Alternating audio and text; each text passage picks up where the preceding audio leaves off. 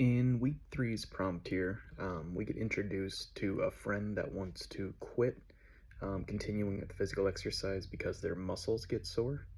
There's a lot of reasons why this happens and how this happens, but there's also a lot of reasons to continue doing this in order to prevent this and overall become a healthier person.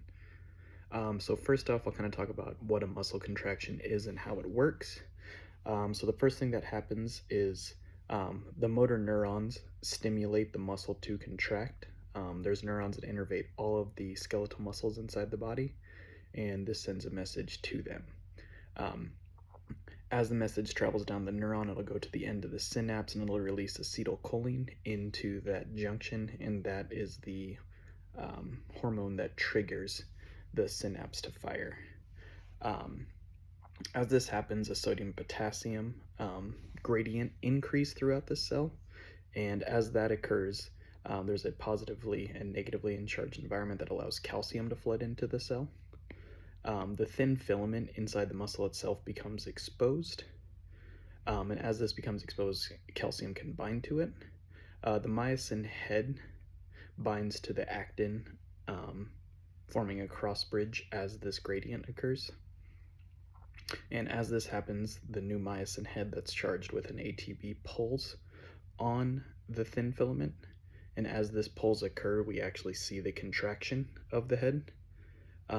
Once this head is contracted, it will actually release as the ATP is converted into ADP.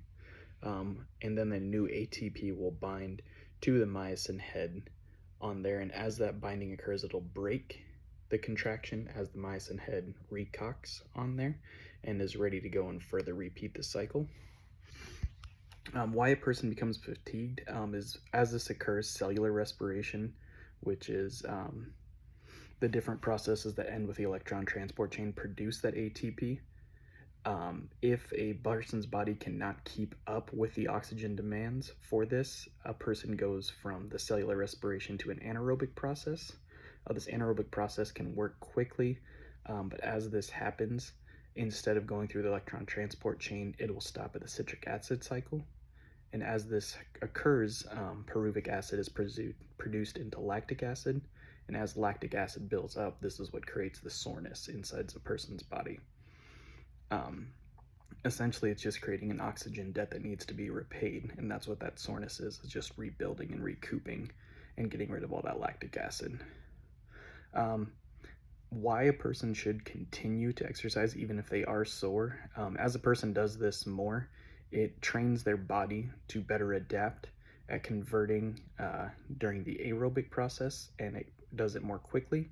So as a person runs, instead of that production over to anaerobic, if a person does it continuously, their body gets better at just producing using the electron transport chain in the aerobic process.